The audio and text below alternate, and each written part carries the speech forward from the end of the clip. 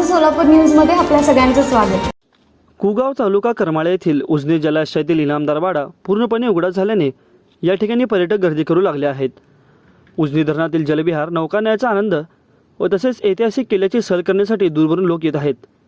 उजनी धरणाची पाणी पातळी -55% गेल्याने उजनी धरणातील असलेले कुगाव येथील प्रसिद्ध इनामदार वाडा पूर्णपणे उघडा झाला असून या ठिकाणी करमाळा तालुक्यातील जेऊरवरून कुगाव येथून तसेच इंदापूर तालुक्यातील कळाशी येथून अनेक पर्यटक या किल्ल्याला भेट देण्यासाठी येत आहेत।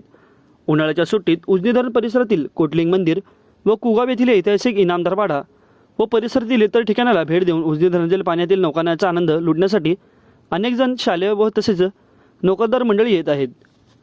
करमाळा तालुक्यातील प्रसिद्ध दिग्दर्शक नागराज मंजुळे यांनी आपल्या सैराट चित्रपटाचे चित्रीकरण देखील याच ठिकाणी केले होते।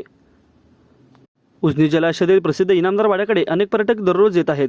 एक दिवसाच्या सहलीसाठी हे ठिकाण उत्तम असून या ठिकाणी आल्यानंतर करमाळा तालुक्यातील चिकलठाण येथील प्रसिद्ध कोटलिंग मंदिर, हनुमान जन्मभूमी लगत असलेले कुगाव येथील हनुमान मंदिर, जिवंत नागाची पूजा करणारे शेटफळ गावातील प्राचीन नागोबा मंदिरालाही भेट देता येते। 10 किलोमीटरच्या अंतरामध्येच ही सर्व ठिकाणे असल्याने दिवसभरात या सर्व ठिकाणी अनेक पर्यटक येत आहेत।